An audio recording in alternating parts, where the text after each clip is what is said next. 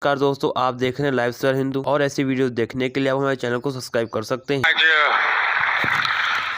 आज स्टॉल पर तो नहीं जा पाया, लेकिन जितने भी स्टॉल्स मैंने देखे वो बहुत ही प्रभावित करने वाले थे। देश में ये सब हो रहा है, देखते हैं तो और आनंद हो जाता है। मैंने तो कभी गाड़ी खरीदी नहीं है, इसलिए मुझे कोई अनुभव नहीं है क्योंकि मैंने कभी साइकिल भी नहीं खरीदी है। मेरी दूसरी टर्म में मैं देख रहा हूँ कि खासी मात्रा में प्रगति हो रही है और मुझे विश्वास है कि तीसरी टर्म में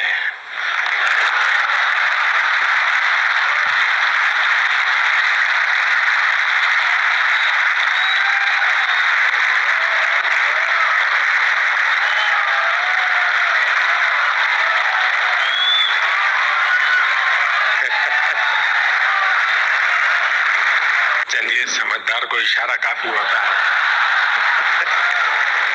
मैं आज स्टॉल पर तो नहीं जा पाया, लेकिन जितने भी स्टॉल्स मैंने देखे वो बहुत ही प्रभावित करने वाले थे। हमारे देश में ये सब हो रहा है, देखते हैं तो और आनंद हो जाता है। मैंने तो कभी गाड़ी खरीदी नहीं है, इसलिए मुझे कोई अनुभव नहीं है क्योंकि मैंने कभी साइकिल भी नहीं खरीदी है।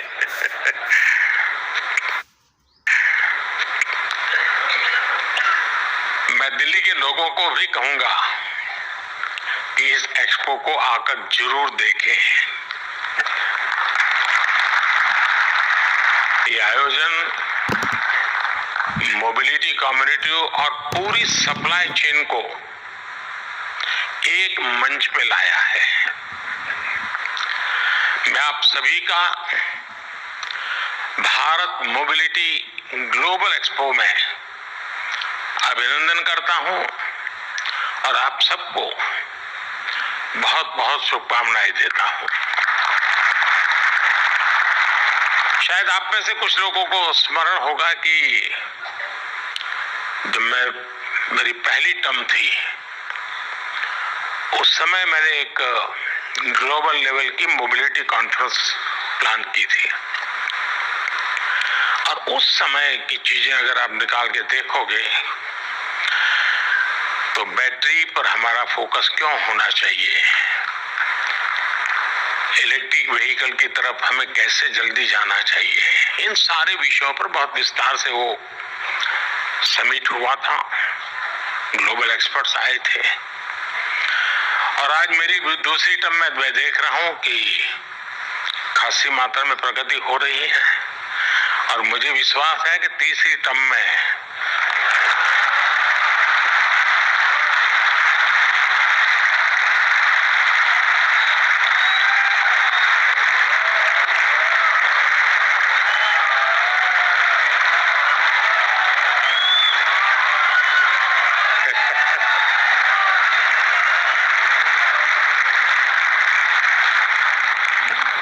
चलिए, समझदार को इशारा काफी होता है और आप लोग तो मोबिलिटी की दुनिया है, तो ये इशारा देश में जल्दी से पहुंचेगा।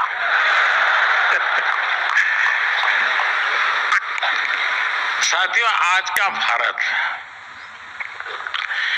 2047 तक विकसित भारत बनाने के लक्ष्य को लेकर आगे बढ़ रहा है। इस लक्ष्य की प्राप्ति में मोबिलिटी सेक्टर एक बहुत बड़ी भूमिका अदा करने वाला है और मैंने लाल किले से कहा था, मैं आज दोबारा उसका पुनस्मरण करा रहा हूं। उसमें मेरा एक विजन भी था, मेरा विश्वास भी था और वो विश्वास मेरा अपना नहीं था, 140 करोड़ देशवासियों का सामर्थ्य के कारण वो विश्वास शब्दों में प्रकट हुआ था।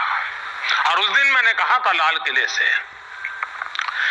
यही समय है, सही समय है।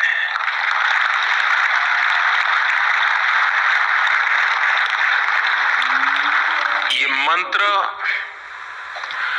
आपके सेक्टर पर बिल्कुल फिट बैठता है।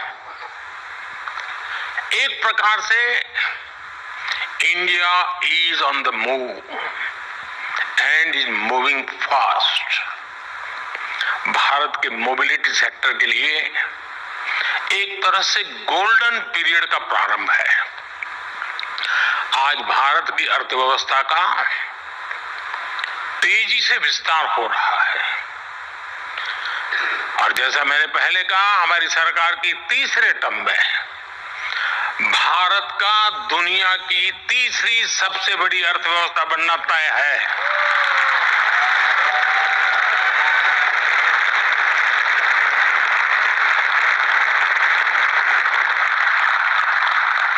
हमारी सरकार के प्रयासों से पिछले 10 वर्षों में करीब 25 करोड़ लोग गरीबी से बाहर निकले हैं।